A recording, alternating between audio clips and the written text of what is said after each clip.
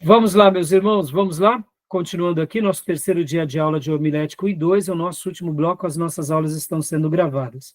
Continuamos falando ainda sobre a homilética formal, essa parte mais técnica. Percebe, irmãos, deixa eu fazer um adendo aqui. Eu dividi e falei na minha primeira aula de todas aqui para vocês que nós iríamos trabalhar na homilética, na teologia da homilética e na homilética formal. E durante esses 3 dias eu tenho trabalhado mais na homilética formal, e em vez em quando eu vou lá e preencho com a homilética, a teologia da homilética. O que seria a teologia da homilética? Esse lado mais prático, esse lado mais espirituoso, esse lado mais pessoal, esse lado mais sensitivo, aonde ouvimos de Deus, aonde percebemos, aonde colocamos o nosso DNA, aonde interagimos na mensagem, ora recebendo, ora criando e ora passando. Então, essa matéria, ela tem esse lado da homilética mais formal, mais técnica, e eu vou tentando passar para os irmãos esse outro lado que eu chamo de homilética, a teologia da homilética, que seria o quê? O preparo do pregador, a vida de oração do pregador, a santidade do pregador, a sensibilidade espiritual do pregador, o discernimento do pregador. Então, esse lado está voltado mais à teologia da homilética. O que a Bíblia nos ensina a respeito da pregação? E como nós, como ministros, devemos agir diante desse tema. Ou seja, é uma temática mais bíblica, mais escriturística sobre a arte de pregar, a arte de ensinar, que a gente não pode perder de vista. Mas, se eu fico só nesse ponto e não vou para a parte estrutural, vocês não conseguem enxergar a homilética como matéria. Eu poderia, no início das minhas aulas, dar apenas essa teologia da homilética e depois da homilética formal e técnica. Cada classe, ela é viva. Essa classe, por exemplo, eu noto que muitos irmãos aqui estão no começo do ministério, estão no começo ainda da jornada. Então, eu prefiro trabalhar mais no lado formal e técnico e ir preenchendo as lacunas com a teologia da homilética. E quando eu cumprir com essa parte técnica, aí eu vou simplesmente para a teologia da homilética. Hipoteticamente, se nessa classe tivéssemos pastores, missionários, evangelistas, que já estão no exercício do ministério, pregando muito mais vezes, possivelmente eu daria a teologia da homilética no início, aí depois eu ia para a parte estrutural. Porque a teologia da homilética está acima da parte estrutural. Ou seja, como eu, como ministro, tenho que viver para pregar. Isso está muito acima do que a parte estrutural. Aprender a estrutura qualquer um faz. Ter uma vida ilibada, aí é outra questão. Então, nesse módulo aqui, a gente está indo um pouco mais para a parte técnica e depois eu irei para a teologia da homilética, tá bom? Por causa da necessidade da turma. Como eu gosto de mencionar, cada classe é viva. A necessidade de cada turma é ímpar. Cada turma é uma diferente da outra. Não tem uma turma parecida com a outra. O corpo de ensino é parecido, a temática é parecida. Mas como eu vou aplicar, até nisso, a gente, como professor de teologia, aqui nós não estamos dando um currículo. Eu estou formando obreiros pro reino. Logo, eu também preciso ter essa percepção espiritual de como servir em cada turma. Isso requer discernimento, requer oração, requer essa sensibilidade, tá bom? Então, continuando aqui, leia para nós agora, querido irmão Diego, títulos. Aqui vai dar vários títulos, né? E algumas classificações. Títulos. Classificação dos títulos.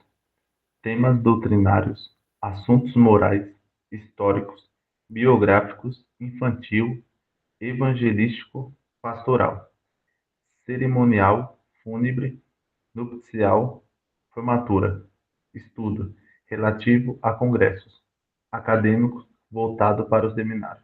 Joia. Ou seja, aqui mostra que... Lembra que nós tínhamos falado dos objetivos e de de algumas maneiras, né, o meu objetivo mais evangelístico. Agora, aqui perceba que a gente está trabalhando mais no título pelo título mesmo. Os temas, os assuntos propriamente ditos. Tá bom? Alguma dúvida? Tudo bem até aí? Tranquilo, né? E aqui, vamos para alguns exemplos. Leia para nós, Diego, por gentileza. Exemplos. O Evangelho conforme os inimigos de Jesus. Como tornar-se um vencedor por Cristo. Quando as tragédias se transformam em triunfo. Vencendo os gigantes do mundo atual. Como obter vitória sobre o medo. 5 razões porque sou um dizimista. 4 lições de Davi no Vale do Carvalho. Ou seja, aqui é apenas alguns exemplos para a gente entender. Então, sobre o título, alguma dúvida, meus irmãos? Sobre o tema, alguma dúvida? Tranquilo, né? Agora, vamos então ir... Lembram que na primeira aula de hoje eu falei que é muito diferente o propósito e objetivo para proposição e tese. São palavras parecidas, mas são ideias, eu diria, diferentes, né? Então, agora a gente vai entrar nessa questão da proposição e da tese. Como vocês sabem, eu fui criado no mercado financeiro, né? Aos 14 anos eu fui trabalhar numa corretora como office boy, lá, pouco tempo depois me tornei auxiliar de pregão e tive toda uma carreira lá na Bolsa de Valores e na BMF até 2009. Mas até hoje eu ainda gosto muito do mercado financeiro. E ao acompanhar, por exemplo, os grandes economistas, os grandes investidores, e principalmente esses comunicadores de finanças, principalmente de algumas corretoras e bancos, geralmente eles dizem assim: a minha tese de investimento é, a minha tese de investimento é, a minha tese nessa ação é. E aí eles constroem a tese.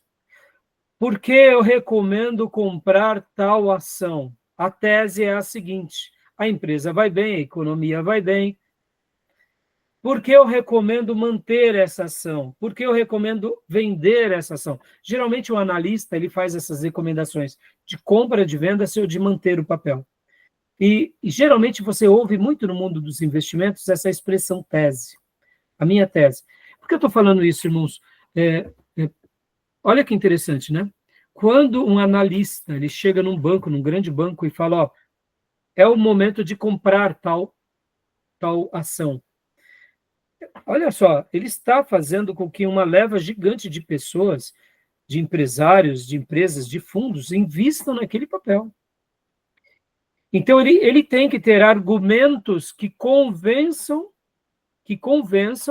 os clientes a alocarem, tirarem de um CDI, como hoje está dando por volta de 15% ao ano, para comprarem uma ação, que é o mercado de risco. Porque você não pode garantir quantos por cento aquela ação vai subir ou vai cair. Você tem uma estimativa baseada no passado. Então, percebam, olha que interessante. A pessoa, para ela convencer outras, ela tem que ter argumentos sólidos. E você só constrói argumentos sólidos com uma boa tese ou com uma boa proposta. Daí onde se deriva proposição. Então, percebam que tese tem a ver com essa proposição no sentido de convencer alguém. Assim como a ideia e o objetivo te dá um norte, te dá uma luz para você trabalhar, agora você tem a tese, o que você desejará passar. Como que você convencerá o ouvinte? Como que você fará com que ele se torne, vamos falar aqui no linguajar evangélico, como que nós faremos com que aquele irmão se torne mais santo e menos pecador? Aquela irmã mais piedosa, cuidando do seu lar, aquele irmão mais consagrado, aquele cristão mais devotado. Como que a gente vai convencer essas pessoas? Então, percebam que aqui a força de um sermão, guarde essa expressão, a força, o peso de um sermão está na sua tese. A tese de um sermão é o coração do sermão. É o coração que pulsa. É o coração que vai jogar, sabe, sangue em todo o corpo. É o coração que vai bater hora mais rápido porque ele precisa e hora ele vai ter que diminuir o ritmo, a aceleração, o respiro. A tese é esse coração que pulsa. Posicionamento argumentativo, né? Exatamente, posicionamento argumentativo. Como é bom. Estão entendendo, irmãos, como que a hora da classe é viva? Eu sempre tive o privilégio de, viu, Júnior, sempre tem um advogado na classe. E, de vez em quando, um solta uma pérola. Eu já tive o privilégio de, na classe, ter médico também. Aí solta umas pérolas de medicina. Assim como, né, cada área, né, cada irmão tem uma visão, né? Então, percebam, guardem isso, irmãos. Pastor, mas eu preguei a vida toda, eu nunca tive uma tese. Não, você teve tese, você que não sabia que estava tendo tese. Entendeu? Você tinha tese, você que não sabia. Mas, pastor, eu só mostrei o Joãozinho. Não, mas o Joãozinho arrumado, ele tem uma tese ali. É que você não conseguia definir a tese. Por isso que essa aula ela é fantástica. E essa aula se torna uma aula brilhante, porque, a partir dessa matéria, quando vocês virem um grande pregador, como, né, o nosso querido pastor, reverendo Hernandes Dias Lopes, Augusto Nicodemos, quando vocês virem ele pregando, vocês vão falar, aqui é a tese. Aqui é a palavra-chave. Esse é o primeiro argumento. Ele usou essa ilustração nesse primeiro argumento. Está entendendo? Você começa a fazer a leitura. É diferente da tese de doutorado, né? Que é muito complexa. Isso. Mas vamos lá, vamos pegar emprestado, Júnior, a tese de doutorado. Olha só, irmãos, quando alguém faz uma faculdade, ela não está se formando numa área. Vamos lá, nossa irmã Beatriz, que fez administração. Ela não se formou em administração, ela teve que estudar a história da administração, o passado, o presente, e ela teve que fazer o quê?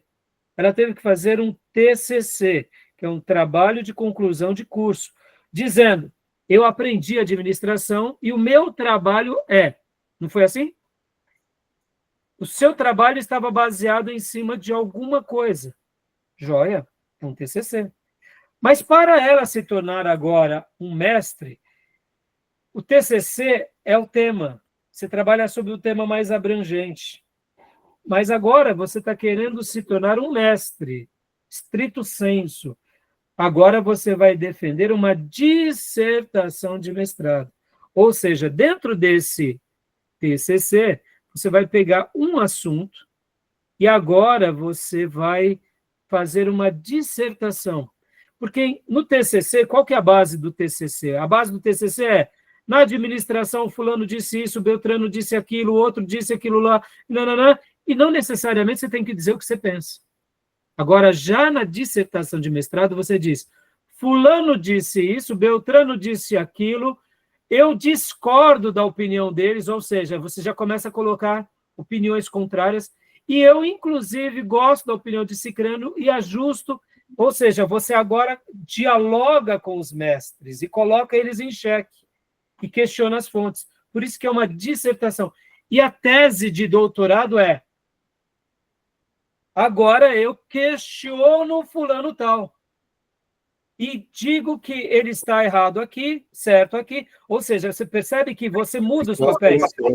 Né? Questiona os posicionamentos. Você questiona os posicionamentos e você defende o seu. Por isso que chama-se tese de doutorado. E se você não tem um argumento que convença a mesa que está te avaliando, você não tira a sua tese de doutorado.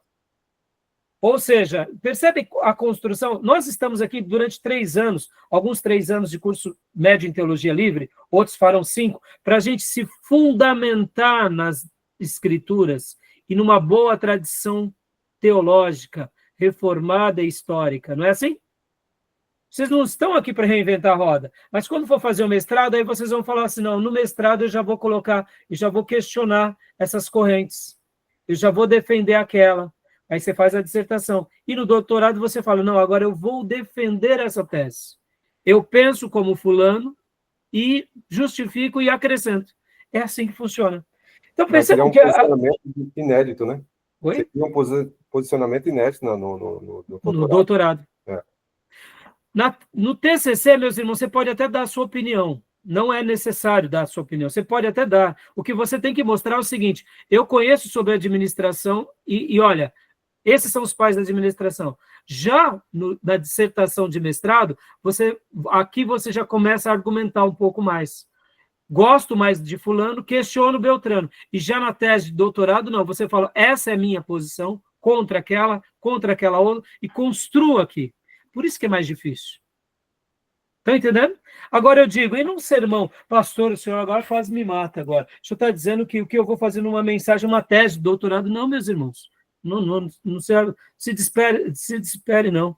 Como diz o nordestino, não se aveste, não. Não fique avexado, não. É simples assim. O que eu quero dizer é o seguinte, você, de uma certa medida, você terá uma tese, você vai defender algo. Que vai ser esse coração que pulsa. Vai ser, como o Júnior tinha dito, vai ser toda a construção da sua tese, da sua proposição, vai se desenvolver todo o seu sermão. Tá bom? A parte mais importante do sermão é a sua tese, é a sua proposição. Pastor, mas eu já preguei, tem vezes que eu não tenho tese de proposição. Fique tranquilo, meus irmãos. Mais do que você ter essa estrutura homilética, é você nunca se esquecer da teologia da homilética. E dentro da teologia da homilética, vocês têm que estar preparados, consagrados e ter o toque do Espírito Santo sendo conduzido pelas Escrituras, tá bom?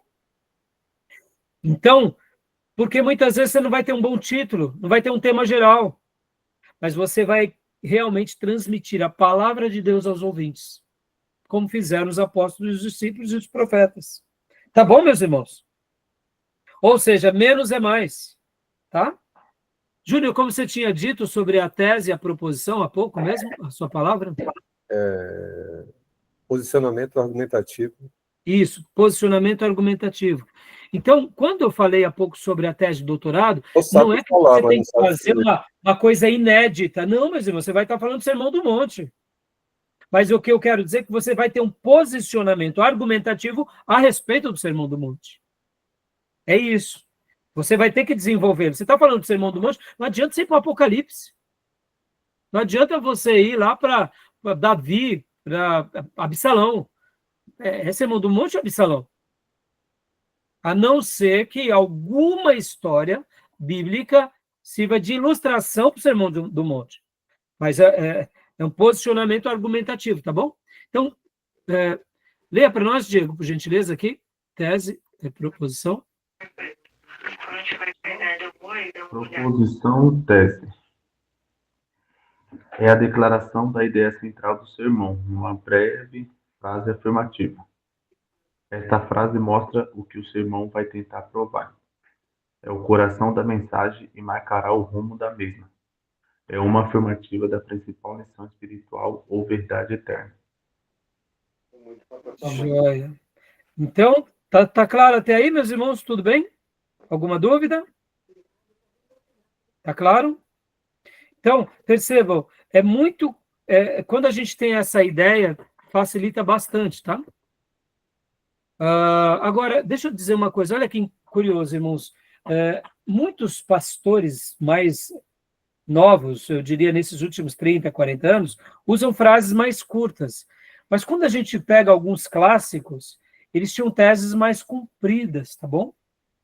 Mais longas. Olha que coisa linda. Spurgeon, quando ele começa os seus sermões, geralmente ele não cita a tese, mas ele faz com que a subdivisão dos seus sermões seja apresentado logo no início. Ele faz uma breve introdução e logo na sequência ele fala, e hoje eu gostaria de estar falando, em primeiro lugar, sobre a figueira murcha. Vamos dar um exemplo aqui, no livro da figueira murcha. É muito óbvio. Em primeiro lugar, então, há no mundo casos de profissão promissora, porém frutífera. Só que, assim, antes de entrar nos pontos, ele dá uma síntese. Spurgeon, geralmente, na maioria dos sermões dele, tá, irmãos? Ele dá uma síntese. Hoje estarei falando sobre 1, 2, 3. Ele fala sobre isso, isso e aquilo. E aí, depois ele faz a sua introdução e ele desenvolve o primeiro ponto, o segundo ponto, o terceiro ponto. Bem objetivo. Algumas mensagens de Spurgeon, no início, ele não faz esse tipo de argumento introdutório. Hoje eu estarei falando sobre isso, isso e aquilo.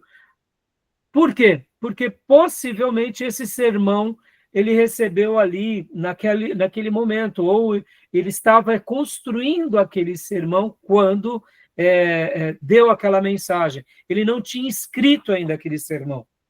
Quando Spurgeon não faz essa citação, na maioria das vezes, é porque, de fato, foi aquela mensagem lúdica, no sentido espontânea. Já, mais para frente, em algumas outras aulas, nós vamos verificar que há vários tipos de apresentação do sermão.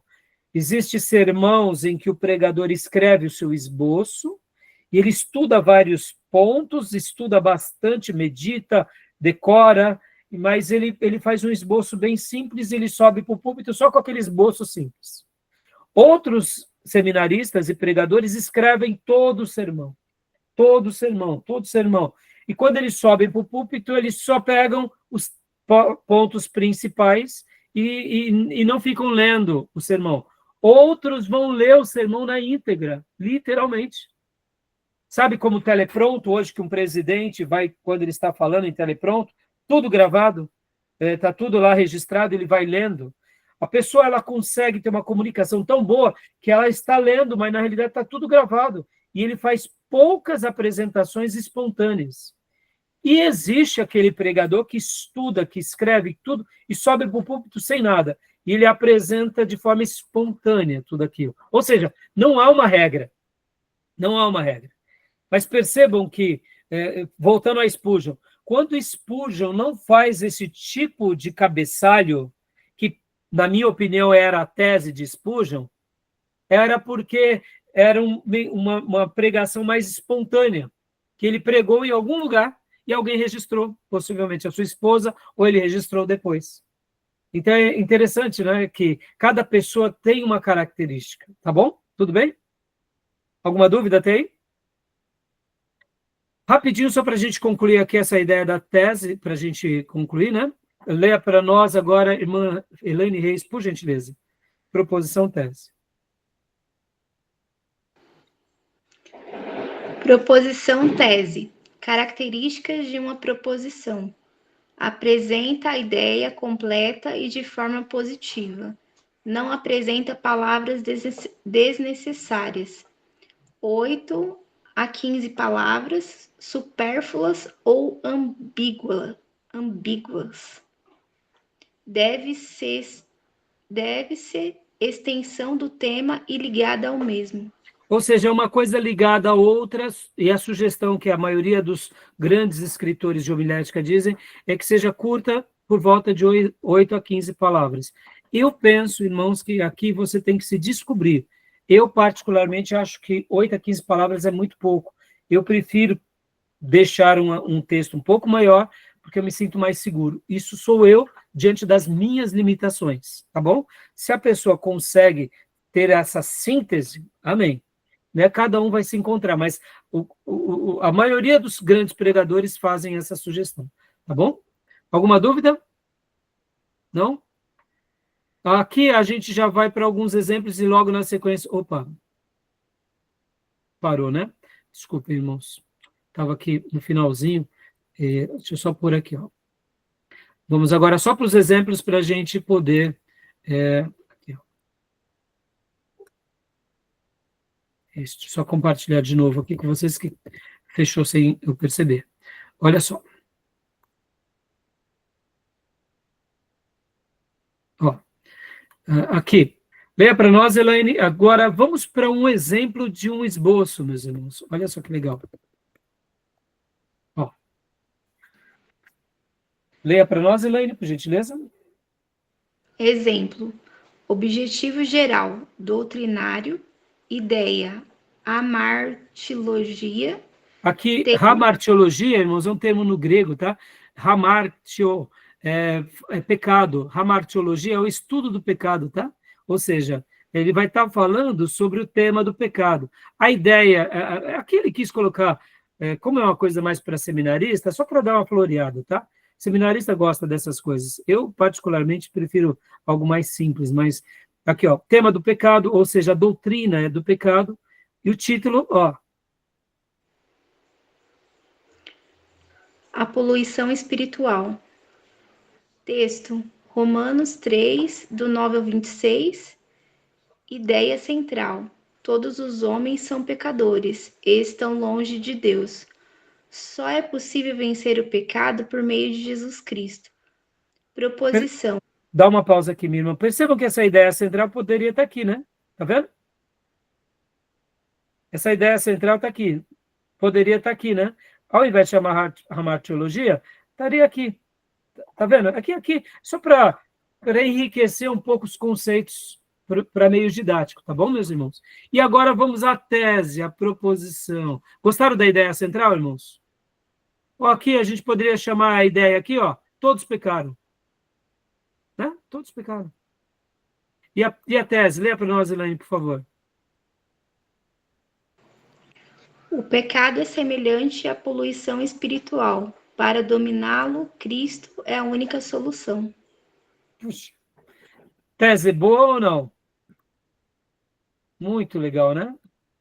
Percebam, aqui é só um exemplo, viu, irmãos? Para que enriqueça o aprendizado dos irmãos, tá?